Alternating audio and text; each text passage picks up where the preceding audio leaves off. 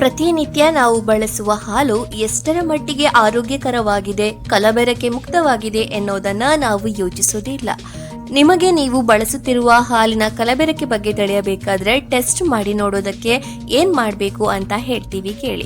ಸರ್ಕಾರದ ಈಟ್ right India ಆಂದೋಲನವು ತನ್ನ ವೆಬ್ಸೈಟ್ನಲ್ಲಿ ಡಾರ್ಟ್ ಅಂದ್ರೆ detect alteration with rapid test ವಿಭಾಗದ ಅಡಿಯಲ್ಲಿ ಒಂದು ಕೈಪಿಡಿಯನ್ನ ಹಾಕಿದೆ. ಹಾಲಿನಲ್ಲಿ ಕಲಬೆರಕೆ ವಸ್ತುಗಳು ಮತ್ತು ಮಾಲಿನ್ಯಕಾರಕಗಳನ್ನು ಹೇಗೆ ಪರಿಶೀಲಿಸುವುದು ಎಂಬುದರ ಕುರಿತು ಕೈಪಿಡಿ ಮಾರ್ಗಸೂಚಿಗಳನ್ನು ಒದಗಿಸುತ್ತದೆ. ಹಾಲಿಗೆ ಕೆಲವು ಹನಿ ಅಯೋಡಿನ್ ಟಿಂಚರ್ ಅಥವಾ ಅಯೋಡಿನ್ ದ್ರಾವಣವನ್ನ ಸೇರಿಸಿ ದ್ರವವು ನೀಲಿ ಬಣ್ಣಕ್ಕೆ ತಿರುಗಿದರೆ ಅದು ಪಿಷ್ಟದ ಉಪಸ್ಥಿತಿಯನ್ನ ಸೂಚಿಸುತ್ತದೆ. ಇದು ಕಲಬೆರಕೆಯಾಗಿದೆ ಎಂದರ್ಥ.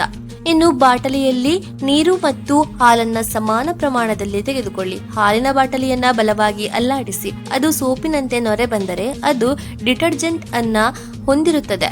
ಇದು ಕಲಬೆರಕೆಯ ಸ್ಪಷ್ಟ ಸಂಕೇತವಾಗಿದೆ. ಇನ್ನು ನಿಮ್ಮ ಬೆರಳುಗಳ ನಡುವೆ ಕೆಲವು ಹನಿ ಹಾಲನ್ನ ಉಜ್ಜಿದ ನಂತರ ಕಲಬೆರಕೆ ಹಾಲು ನಿಮಗೆ ಸೋಪಿನ ವಿನ್ಯಾಸವನ್ನ ನೀಡುತ್ತದೆ. ಅಲ್ಲದೆ ಕುದಿಸಿದ ನಂತರ ಕಲುಷಿತ ಹಾಲು ಹಳದಿ ಬಣ್ಣಕ್ಕೆ ತಿರುಗಬಹುದು ಮತ್ತು ಸ್ವಲ್ಪ ಕಹಿ ರೀತಿಯ ರುಚಿಯನ್ನ ಬಿಡಬಹುದು.